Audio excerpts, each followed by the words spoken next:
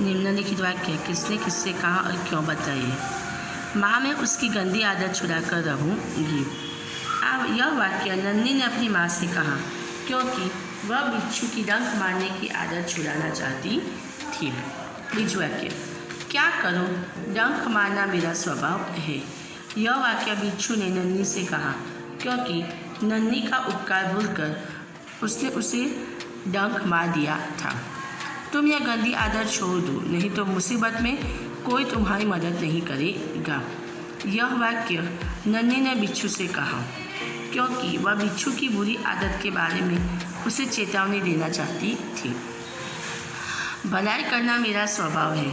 यह वाक्य नन्ही ने बिच्छू से कहा क्योंकि बिच्छू के विश्वासघात को भूलकर उसने उसकी मदद की थी। मैं वचन देता हूँ कि अब मैं किसी निर्दोष जीव को डंक नहीं मारूंगा। यह वाक्य बिच्छू ने नन्ही से कहा क्योंकि नन्ही से विश्वासघात करने के पर उसे बहुत पछतावा हुआ था। अब हम स्वाध्याय देखेंगे। नन्ही कौन थी? तो नन्ही एक बतख थी। बिच्छू कहाँ फंस गया था? तो बिच्छू दलदल में फंस गया था। बिच्छू को क्यों पछतावा हुआ? बिच्छू को पछतावा हुआ क्योंकि 2 बार जीवन दान देने वाली बतख को डंक मारने चला गया था। नन्ही ने क्या निश्चय किया? नन्ही ने यह निश्चय किया कि वह मुसीबत में पड़े को हमेशा बचाती रहेगी। 5. नन्ही ने बिच्छू को क्यों बचाया? बिच्छू दलदल में फंस गया था। उसने नन्ही से प्रार्थना की, बहन मुझे बचा लो। नन्ही को बिच्छू पर दया आ गई। उसने नन्ही ने बिच्छू को बाहर निकालकर बचाया। बिच्छू के स्वभाव के बारे में माँ ने नन्ही से क्या कहा? बिच्छू के स्वभाव के बारे में माँ ने नन्ही से कहा कि बिच्छू अपनी आदत का गुलाम है। उसे चाहे कितनी बार बचाया जाए वह बार बार डंक मारता रहेगा। नन्ही ने अपने स्वभाव के बारे में क्या कहा? नन्ही ने बिच्छू से कहा कि भलाई करना मेरा स्वभाव है। मैं तुमसे बदला लेने के लिए अपनी आदत क्यों छोड़ दूँ? मेरा काम बचाना है। मैं मुसीबत में पड़े को हमेशा बचाती रहूँगी। प्रश्न 2. घटनाओं को उनके सही क्रम में लिखिए। नन्ही आप पहला वांची ली। नन्ही बिच्छू की आवाज़ सुनकर दौड़ती आ गई। नन्ही अपनी माँ के पास चली गई। नन्ही ने बिच्छू को दलदल से निकालकर सुरक्षित स्थान पर रख दिया। नन्ही ने बिच्छू को दलदल में फंसा हुआ देखा।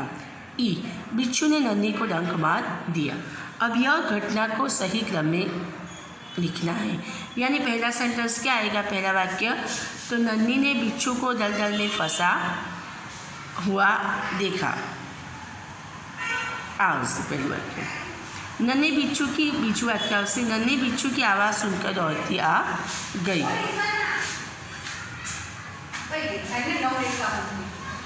नन्ही बिच्छू की आवाज़ सुनकर आ गई। तीसरा नन्ही ने बिच्छू को दलदल से निकालकर सुरक्षित स्थान पर रख दिया। तीसरा यह आएगा। चौथा बिच्छू ने नन्ही को डंक मार दिया। और 5वां आएगा नन्ही अपनी माँ के पास चली गई। इकाई में से 5 संज्ञा शब्द ढूंढिए और इनका वाक्य में प्रयोग कीजिए। संज्ञा 5 तो नन्ही, स्थान, मुसीबत, पानी, आदत जैसे है। किन इकाई में से प्रयुक्त मुहावरे में से किन्हीं 3 मुहावरे लिखिए। तो मुहावरे हमें आगे दिए गए हैं, है ना।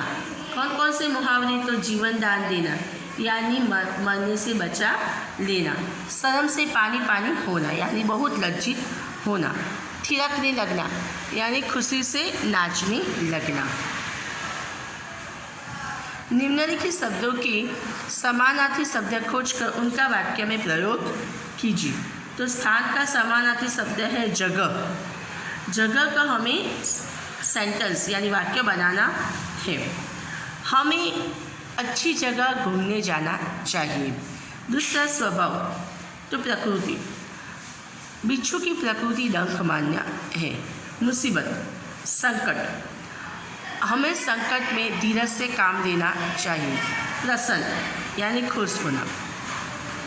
नन्ही की प्रशंसा करने से नन्ही खुश हो गई। थिरकना यानी नाचना। वर्षा में बादल को देखकर मोर नाचने लगा। 6 निम्नलिखित शब्दों के शब्दकोश के क्रम में लिखिए। तो शब्दकोश के क्रम में यानी पहला कौन सा आएगा, तो डंक, फिर नदी, फिर बिच्छू, फिर मुसीबत, फिर शैतान।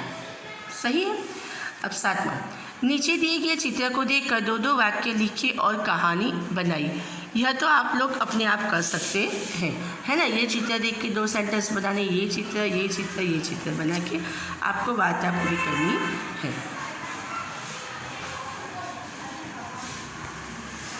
Thank you.